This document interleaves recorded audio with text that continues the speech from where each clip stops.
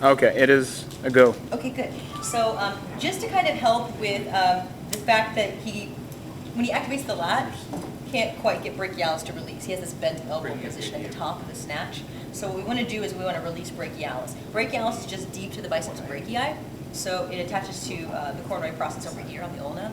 So you want to do your stretch out, roll out, right deep to the biceps brachii, about mid-shaft humerus. So you're going to come all the way underneath here. It's not a party. It feels like crap because he uses it all the time. But we've got to stop this neurological pattern. So we're going to release this. You can do an active release by putting the hand pretty much in any position and then going into extension. You're going to do this right before he activates the lat. That's his neural programming. So you're going to work all the way up the belly of the muscle. You're going to follow it with a crooked arm bar. So you want to go into an arm bar? Sure. Yeah, that's new to me. Oh, okay. The crooked. Use lighter weight. This is a 12 kilo. He needs even lighter.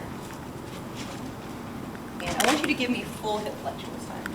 I know we're not working on the thorax right now. You have good thoracic extension, but I want a little bit more long. I want shoulder down and back, in impact position, I want elbow straight. It's very hard for him to straighten out his elbow. That might be structural. But slowly, with a neutral wrist, I want you to take the elbow down to the ribs. Okay. That's about as far as we need him to go down with it. It's heavy.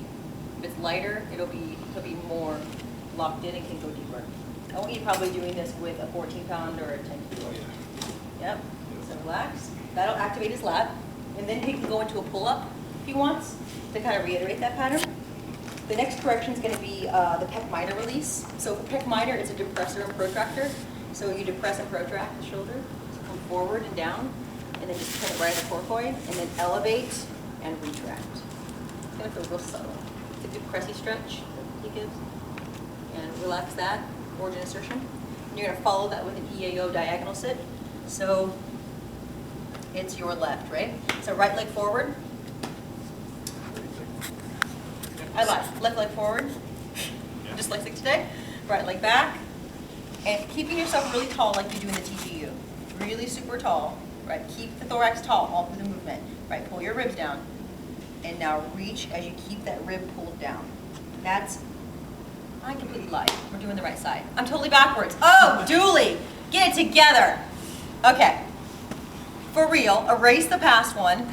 Right leg forward, left leg back, right hand stance, using the left. Now we're pulling the rib down and activating the left EAO. So what we're doing is we're pulling into contralateral rotation.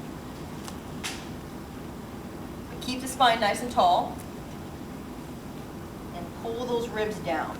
Don't let yourself flare out, right? Keep those ribs pulled down. We're not trying to hyperextend the T-spine. We're trying to really get EAO activated. Then you'll go into, you can go into a windmill if you want, or you can just go with those two patterns. Does it matter which side of the windmill? Yes. Well, both of them are going to work EAO, but yeah, I'll look this one. Left arm up. You want to try with belt, or I know you know how to do it, but yeah, you don't have windmills at your SFG1, but pull those ribs down. There you go. That was lovely. Did you guys see that? Okay, now I want 80% of your weight on this foot over here. You're coming a little too far forward. So I want you 80% here. Uh-huh. Okay, pull those ribs down. Bend that knee, that right knee. There you go. That's better. Back up. That's a little heavy. Good. But that is a beautiful drill. If you want to integrate pec minor, we'll have to kind of be in a stretch position. And it'll reiterate the fact that you want to keep the elbow straight in that snatch test.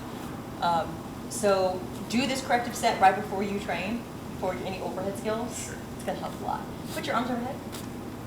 And you can see for the camera, I mean, it's a lot closer to even now, which is awesome. And he's able to pull the ribs down. So that's going to be what you need to be able to not chew up your shoulder with overhead pressing. Awesome.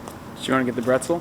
Oh, Brettzel, yes. Yes, that's Thank important. you so much. That's the one That's I don't very know. important. Okay, so right leg forward. Okay, the right leg forward is going to emphasize the left shoulder. So come down into the torso. Nope, let that be just bent for now. Yep, come all the way down. And put your arms in a T. Good. Bring those arms down just a little bit. There you go. And now we're going to rotate the neck. Good. Go to the other side. Good. What's that doing? What exercise? Full body extension. And take a deep breath in. All the way out. Good. And now extend your knee. There you go. Oh, it doesn't like that. See how he has opposite side hip tightness and back pain on the side of shoulder instability? Mm. That's very telling. Cross pattern, right? Take a deep breath in. You can bend that knee if it's too uncomfortable. Good. This is Brettzel 3-point. Brettzel 3-point. Good. So you're going to go through each phase. Turning to the neck, extending the hands towards the wall, breathing from the gut, and extending the knee as tolerable. If the patient gets back pain, just limit the knee flexion, or knee extension, excuse me, by keeping the knee flexed. Okay, you can relax. Yeah, I felt it just sinking down. Yeah, you need that because that's going to stretch your pec minor. You can do the Brettzel right before you do the windmill. There you go. That's the order actually that would be better. If you did a pec minor release, Brettzel, then EAO, then windmill. I know that sounds like a lot, but you're going to become very fast and efficient at it. It's only about a minute or two apiece. It becomes like a 10 or 15 minute set, but it's a good warm-up mobility pattern for you because you don't have a problem with thoracic extension. The thoracic extension is pretty lovely. You have more of a problem with getting the rib to be pulled down. And it's not because your thorax is hypomobile. It's not. Your arms do reach overhead, you just have that bent elbow. Could be structural, could be whatever. I don't care if it's structural or not. We still need to change it, right? Yeah. So doing this corrective set will help. Awesome. Okay? Yeah, thanks. Where do you learn all the corrective set stuff? Where would I be able to go?